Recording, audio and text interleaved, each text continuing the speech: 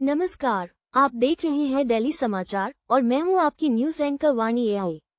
चलिए नजर डालते हैं आज की प्रमुख खबरों पर पूरे देश से। रूस ने यूक्रेन पर 42 ड्रोन हमले किए, शांति वार्ता के तुरंत बाद। रूस ने इस्तांबुल में हुई संभावित शांति वार्ता के कुछ घंटों बाद ही यूक्रेन पर 42 ड्रोन से हमला किया, जिससे संघर्ष की गंभीरता और बढ़ती आशंका फिर सामने आई है।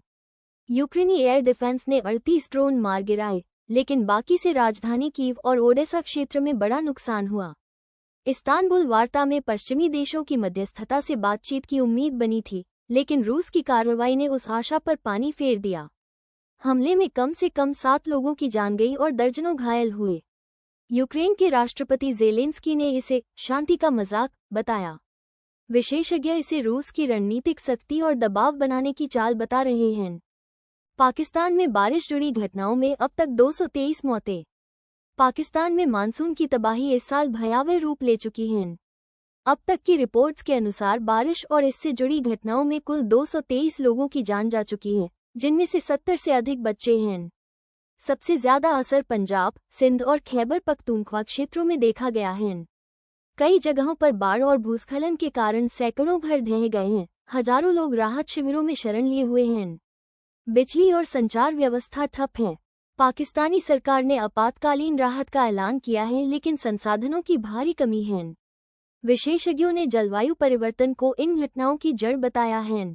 यूके ने यंग प्रोफेशनल्स के लिए वीजा योजना का अंतिम चरण खोला। यूके सरकार ने 2025 के लिए यंग प्रोफेशनल्स स्कीम के तहत भारतीय युवाओं को वीजा आवेदन के लिए अंतिम बैलेट राउंड खोल दिया है। इस स्कीम के तहत 18 से 30 वर्ष की आयु के 3000 भारतीय युवाओं को 2 साल तक यूके में रहने, काम करने और घूमने की अनुमति मिलती है। यह अवसर यूके इंडिया प्रवासन समझौते के तहत दिया गया है। आवेदन के लिए पासपोर्ट, योग्य डिग्री और अंग्रेजी भाषा की दक्षता जरूरी है। आवेदन 24 जुलाई की रात 11:59 तक स्वीकार किए जाएंगे। ये स्कीम भारत के टैलेंट को वैश्विक अवसरों से जोड़ने का बड़ा मंच बन चुकी है। चीन ब्रह्मपुत्र नदी पर बना रहा है विशाल बांध, भारत ने जताई चिंता। चीन ने तिब्बत में ब्रह्मपुत्र नदी यारलुंग सांगपो पर दुनिया के सबसे बड़े हाइड्रो पावर डैम के निर्माण का काम शुरू कर दिया है, जिससे भारत में खासतौर पर अरुणाचल और असम क्षेत्रों में जल संकट और बाढ़ का खतरा मंडराने लगा है। भारत सरकार ने औपचारिक रूप से चीन के समक्ष चिंता जताई है और पारदर्शिता की मांग की है। विशेषज्ञों का मानना है कि यह सिर्फ पर्यावरणीय संकट नहीं, बल्कि रणनीतिक दबाव बनाने की भी कोशिश है। इस डैम से जल प्रवाह को नियंत्रित किया जा सकता है, जिससे भारत के निचले इलाकों में सूखा या बाढ़ दोनों की स्थिति बन सकती है। इंडिया यूरोप शेयर मार्केट में बदलाव, गिफ्ट निफ्टी और अस जापान संकेत। 23 जुलाई को भारतीय और वैश्विक शेयर बाजारों में खास हलचल देखने को मिली। गिफ्ट निफ्टी में 30 अंक की बढ़त दर्ज की गई, जो वैश्विक सकारात्मक संकेतों के चलते हुई। जापान के निक्के इंडेक्स में 0.5% की तेजी रही, जबकि यूएस बाजारों ने टेक्नोलॉजी सेक्टर की मजबूत बढ़त के दम पर बढ़त बनाई। यूरोप में ईसीबी की नीति समीक्षा से पहले निवेशकों में सतर्कता रही।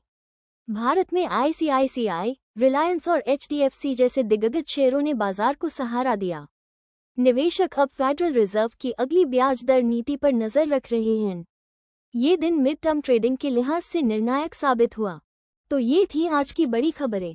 जुड़े रहिए दिल्ली समाचार के साथ, जहां मिलती है आपको हर दिन की सटीक और तेज खबरें, वो भी वाणी एआई के साथ। अगर आपको वीडियो पसंद आया हो तो लाइक, शेयर और सब्सक्राइब जरूर करें। नमस्कार।